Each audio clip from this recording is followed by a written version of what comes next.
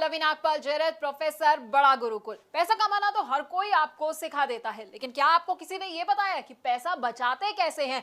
जानते हैं मैं ये बात क्यों कह रही हूँ? क्योंकि ये कहा जाता है कि एक एक बचाया हुआ रुपया कमाए हुए एक एक रुपए के बराबर होता है। इसलिए पैसे कमाने के साथ साथ ये बहुत जरूरी है कि पैसे को बचाया कैसे जाए। इसलिए तो हम आपको बताएंगे कि कैसे आप पैसे बचा सकते हैं और उसे निवेश कर सकते हैं। अब कभी किसी के घर पे शादी होती है, कभी उसे घर भी खरीदना होता है, तो ऐसे में ना आपको समझ नहीं आता होगा कि भाई मैं पैसा कहां से निकालूं। तो घबराए नहीं, क्योंकि हम आपको ये भी बताएंगे कि किस लक्ष्य के लिए आप कैसे पैसा बचा सकते हैं। तो आपके लिए कहां निवेश करना सही होगा, इन टिप्स के साथ हमने आपके लिए बहुत ही खास कोर्स बनाया है। इसमें हम आपको बताएंगे कि आखिरकार गोल बेस्ड फाइनेंशियल प्लानिंग क्या होती है। अब आप सोचेंगे कि भाई सेविंग और इन्वेस्टमेंट तो मैं करता ही रहता हूं, लेकिन आपको पता है सेविंग और इन्वेस्टमेंट में ना बड़ा अंतर होता है। तो ये अंतर क्या होता है ये भी हम आपको बताएंगे।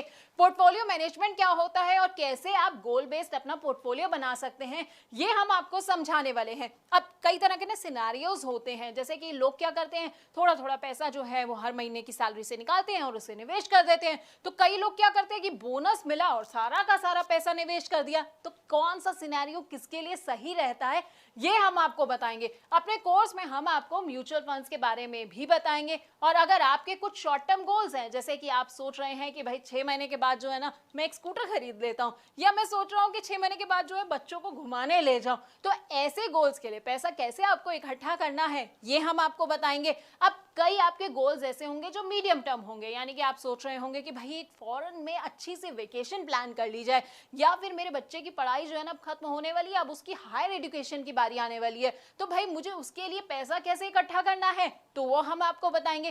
कौन कौन से म्यूचुअल फंड्स जो आप ऐसे में चुन सकते हैं, हाइब्रिड फंड्स ले सकते हैं, बैलेंस एडवांटेज फंड ले सकते हैं। लेकिन अब आप ये सोच रहे होंगे भाई ये सारे फंड्स कौन से होते हैं, तो हम आपको ना इन तमाम फंड्स के बारे में बड़े अच्छे से बताने वाले हैं। उसके अलावा हमारी जिंदगी का जो सबसे बड़ा और सबसे लंबा गोल होता है ना रिटायरमेंट प्लानिंग का, वो आप कैसे कर सकते हैं। म्यूचुअल फंड्स के जरिए अपनी रिटायरमेंट प्लानिंग आप कैसे कर सकते हैं, कौन कौन से फंड्स आप चुन सकते हैं, ब्लू चिप फंड कौन से होते हैं, मिड कैप फंड कौन सा होते हैं, या स्मॉल कैप फंड्स जो हैं वो आपके लिए कैसे फायदेमंद हो सकते हैं, तो हम आपको बताएंगे। इसके अलावा ना निवेश के बड़े सारे और भी इंस्ट्रूमेंट्स होते हैं। अब जैसे पीपीएफ होता है, नाम तो सुना होगा आपने, एनपीएस होता है, एलआईसी के प्लान के बारे में तो हर कोई जानता है, और इक्विटी और डेट इंस्ट्रूमेंट्स के बारे में तो हर कोई जो है वो पूरा अच्छे से समझता आया है। लेकिन इनमें से आपके लिए कौन सा प्लान सही रहेगा ये शायद आप नहीं जानते होंगे।